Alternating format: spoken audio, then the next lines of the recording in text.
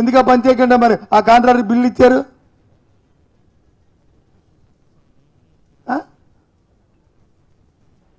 పెద్దగా గొప్పగా 15 రోజులు అసలు పని లేదు ఎవరికి, స్టాండ్ స్టిల్ అయిపోయింది. విశాఖపట్నంలో ఉన్న ఈ 5-6 జిల్లాల్లో ఉన్న అధికారులందరికీ కూడా ఏ పని లేక ప్రజలు పట్టించుకోకుండా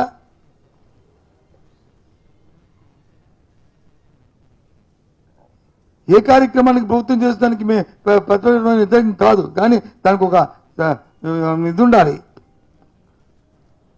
ఓ ఫలం ఉండాలి, ఓ ప్రయోజనం కనిపించాలి.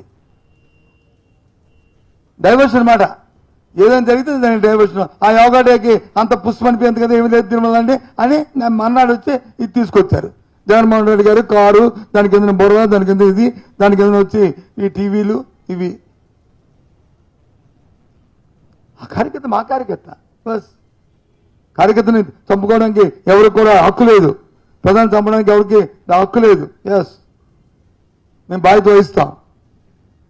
ఆయన ఆ రాష్ట్రం వచ్చి ఇంకో ఎస్పీ చెప్పినట్టు ఒక వెహికల్ గుద్ది ఆ చనిపోయినప్పుడు అతన్ని వచ్చి హాస్పిటల్కి తీసుకెళ్ళమని అడిగితే ఆ రాజశేఖర్ వచ్చి ఆయన సబ్ ఇన్స్పెక్టర్ కాదు అబ్బాయి అతన్ని 108లో తీసుకెళ్లాలని చెప్పి అడ్డుపెట్టి 108 వచ్చిన వరకు 30 నిమిషాలు అక్కడ వెయిట్ చేయించి,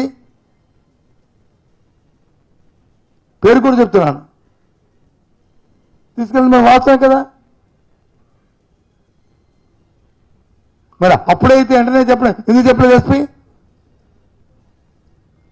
మరి ఎందుకు ఆ రాజశేఖర్ అనే సబ్ ఇన్స్పెక్టర్ ఎస్పీకి వచ్చి ఏం చెప్పలేదు, ఎందుకు చెప్పలేదు?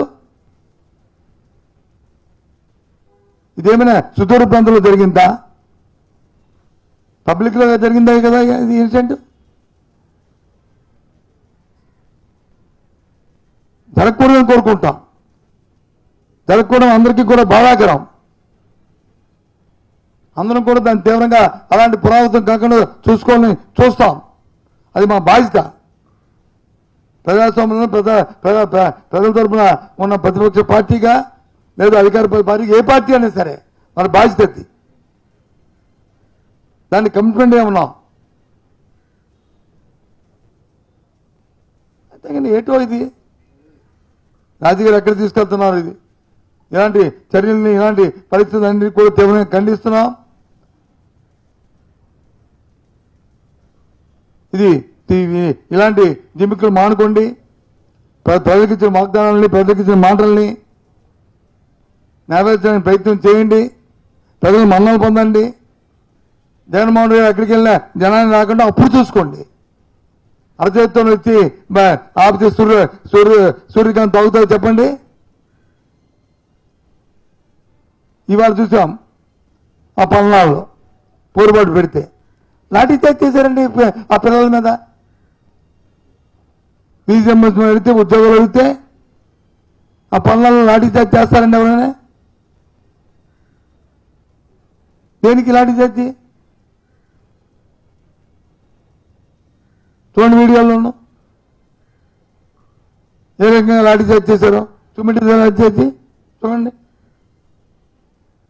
ఏ విధంగా లాఠీ చార్జ్ చేశారు, అంత అన్యాయంగా.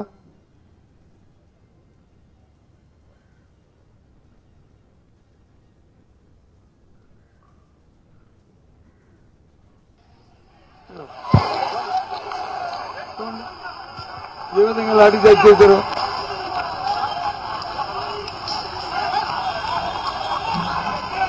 ధర్మా ఇది?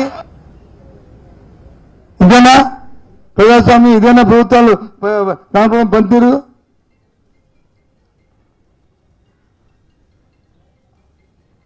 అసలు నాకు అర్థం ఉంది ఏంటంటే, ఈ మధ్యకాలంలో ఈ 10 రోజుల్లో ఓ 3 సార్లు చంద్రబాబు నాయుడు గారు ప్రెస్ మీట్ చూశాను నేను.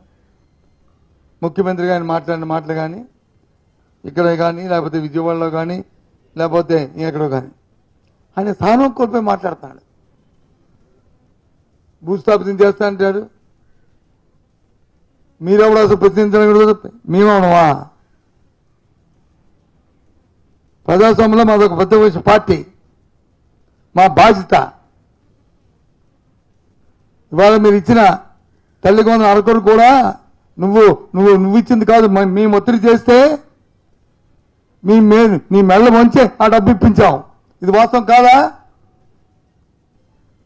ఎన్ని సందర్భాలు చెప్పాం, మీ మెళ్ళ వంచి ఇప్పిస్తాం, మేము ఇచ్చిన వాగ్దానం నెరవేర్చాలని చెప్పాం, ఇచ్చి ఇప్పించాం. అదే మేము మా పార్టీ కానీ అది ప్రతిపక్ష పార్టీగా మేము ప్రజల తరపున కొంతెత్తపోతే ఇంకో 2-3 సంవత్సరాలు రాదు, వచ్చుండేదా? ప్రజల్లో ఆత్మ ప్రజల్లో అడగని చెప్తారు.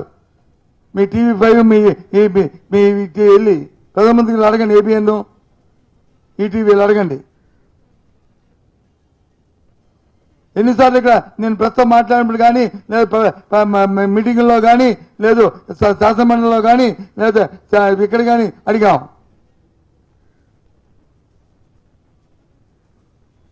మా బాధ్యత ప్రజలు ఇచ్చిన వాగ్దానాలని అధికార పార్టీ చేసిన వరకు